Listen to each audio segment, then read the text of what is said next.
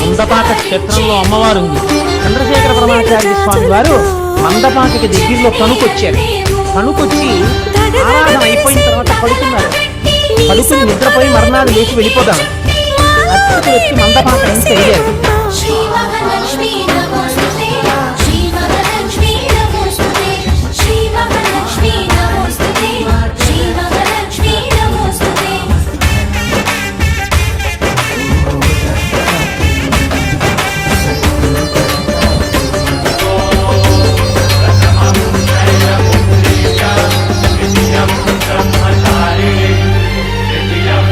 దయగల చూపు